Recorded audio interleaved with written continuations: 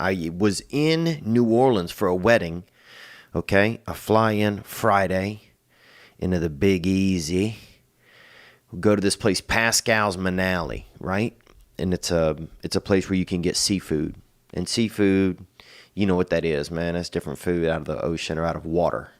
They say seafood. Some of the stuff they serve in Louisiana easily could have been extradited from a ditch. You know what I mean? They got some things like, fuck, if they catch a dog that can swim, they will grill that thing up in some places in Louisiana. So the word sea, I think, is, that could be used or not used. Things in water or things from water, I think, is more applicable. I mean, somebody will grill up a fucking spare tire if they find, and call that seafood, But we're at this place, Pascal's. We hadn't even gotten to the hotel or motel or wherever we're staying. My buddy and I flew in. My buddy and his girlfriend flew in on the same flight. I'm dropping them off at their Airbnb. And everybody's hungry. We stop at this place. We order some food, right? We're sitting there chatting. Suddenly, somebody across the room starts choking or choking to death. I love, that's the thing about choking. It's like, people, I guess it's either you're choking or you're choking to death. There's not a lot of, middle ground when it comes to choking. And this person was choking, I guess, to death. It would take a while still to see. So at that time, they were just choking. I guess somebody has to die to be actually choking to death. Even though sometimes people are like, I was choking to death, but they didn't die. Sometimes people say I was choking to death. And if you don't die, you weren't. You were just choking. But anyhow, whatever. This person is choking. And they stand up, and everybody's just like sitting down, like pretending somebody's not choking maybe to death.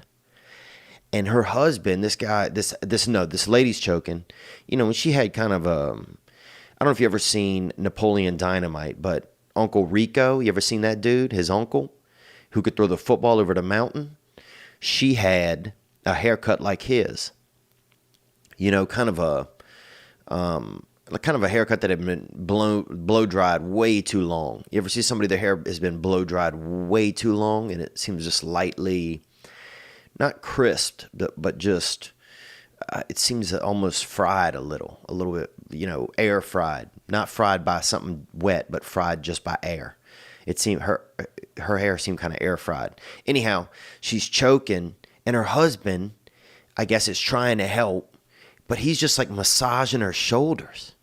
And I'm like, what the fuck, dude? And so I'm trying to make eye contact with him before I try to get over there and help, because I don't know if this dude, I don't know what their relationship's like. Maybe he's, trying to kill his wife or something. I don't know. But I don't want to fuck up their whole, whatever they're trying to do. Or he's, maybe she's horrible to him, and this is, he, planned ahead on this sandwich, and this is, the meal that's going to take her out. Maybe he can't afford a cruise. A lot of people take their spouse on a cruise and they push them overboard while they've been drinking. Maybe this guy's like, I'm going to save money on a $600 cruise ticket and just hit up this, $14, oyster po' boy here in New Orleans. Anyhow, so she's choking. This dude's like massaging her shoulders. So I'm like, I'm going to stay out of this because I don't want to, ruin whatever money this dude's trying to make or, whatever. And then the waiter comes in. Everybody else is just kind of chilling. I stand up and I'm like, does anybody know, what's going on over here? And it's a small room we're in. There's only probably 13 people in the whole room. And there's about maybe 12 tables. And one of the tables is a 5-top. So, I mean, this lady's like spitting and like, I don't know if you've ever been choking or not, but it's pretty intense. If you've ever been like choking possibly to death, that shit is intense, and your face and your throat starts making all this extra saliva. You start turning, your whole head turns into like a water slide. I mean, you start dripping out of your eyes and your nose and everything because your body's trying to lube your whole universe up so you can get this, whatever's inside of you, so it'll pop out. And this lady's, I mean, dripping. She's like crying, and there's, grease coming out her pores, and like, her ears are like saliva's just swirling out her ears and everything. I mean, this lady's lubed up. I mean, you think she's ready for some type of gangbang if she wasn't choking possibly to death. Man, I tell you, dude, this waiter comes over and he straps on the Heimlich, bro. This dude straps on the Heimlich. And he was the skinniest waiter. I'm not accusing anybody of different, extracurricular activities, but I've worked on the pizza line. I used to make pizza with a guy on methamphetamines. And them boys can put in work, and they don't weigh much. I mean, this this guy I worked with would wear a belt, but he would have to tie the belt, and his waist was basically just a forearm with a spine in it, and some organs and some lean organs. I mean, this boy was lean. And so I've been around these fellas that's jacked up on them uppers, that they call it high diving, when you're on them uppers constantly, because you living at 60 feet. When your world is just a bouncy board up there. Anything can happen. That fall can be fast. And this guy, this lean fella, starts doing Heimlich on this lady. And this lady's she's a middleweight, light heavyweight maybe. She's like a Buster Douglas kind of, if you will, if you want to use fighting terminology. She's sort of a Buster Douglas. And as he pulls on her, his whole body is coming up off of the ground. So this guy is Heimliching this lean fella, dude. He's Heimliching her. It looked like a skeleton trying to fuck like a big animal. As he's pulling, his whole body is bucking on her. Like his feet are coming up off the ground, his momentum. And she's just, I mean, and suddenly there's just kind of like that, and just this big splash of whatever it was, whatever it jacked her system up, just kind of just attack. It just flew. I mean, the head liquid flew out of her eyes, nose, and mouth. The trifecta. I mean, it was artful almost. It was something you'd see at Disneyland around sunset when they do the big water display, and the water kind of jumps from one hole to the other, and they're playing the music. Be our best, and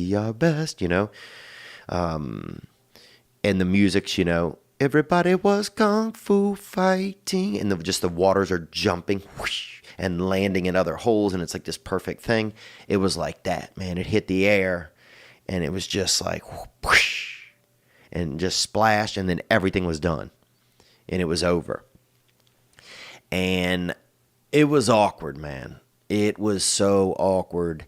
And I didn't know what to do, so I started a round of applause. Because otherwise, I'm thinking here. Well, first of all, the lady lived. If somebody lives, hell yeah.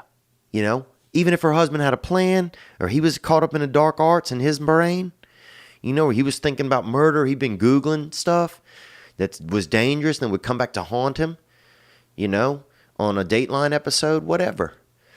I mean, I could see some, fella thinking about taking his wife out via sandwich. That's a $17 kill, But this guy, I got started this round of applause. There's a round of applause going, and that kind of broke the awkwardness, man. And I've been there. Let me tell you, I have been there. Okay, I've had reactions. If I have, and this is like, and I'll know now because I'm giving this secret out to people. But if I have tuna fish and Gatorade, same time, just straight tuna out the can, albacore. None of the cheap shit. But if I go albacore, that white meat, that front meat, that breast of the fish, immediately, if I have that with Gatorade, my throat shuts down. I mean, closes up. I remember being in a hotel in Chicago. I'm hitting myself with that Gatorade, that thirst quencher, and I'm popping off I got one of them cold bags of tuna fish. Because sometimes they used to have for a while, and they may still have them, because it's hard to get into a can of tuna. I mean, I remember seeing a homeless guy beat open a can of tuna with an umbrella once in Santa Monica. And I'm like, fuck, that dude, that's aggressive for some fish. For some low-key fish, that's aggressive. So I know that I'm not that kind of guy. I'm not that kind of guy.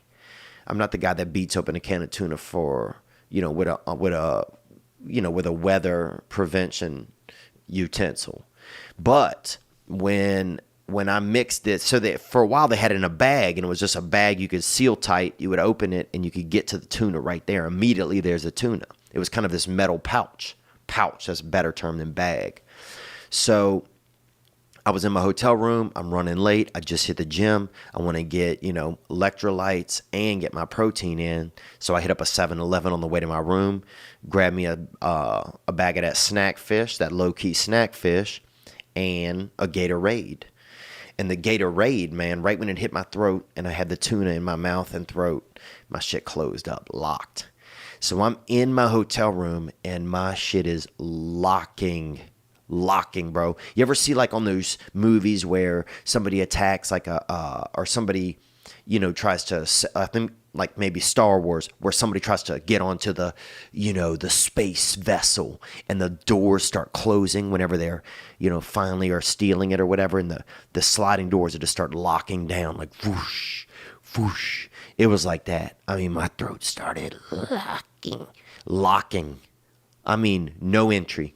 Dude, I am reaching down my own throat. I don't know if you ever reached down your throat for something, I'm trying to think what I would compare it to. First of all, never would I think I could get my hand down my throat until I have to. Dude, I was just trying to hold my throat open so I could get air in and out of it. Man, my throat keeps locking. I try to call the phone, try to call the front desk. I can't. I'm like, go into the hall, right? Into the hall. I have my toothbrush in my hand because I'm trying to push that in my throat and like hold it to the side to hold my throat open. Go into the hall. There's a man, dude. A man. I'm pretty sure. My eyes were watery. Could have been it's Chicago. It could have been a lesbian. Could have been a hardy lesbian. A third degree lesbian.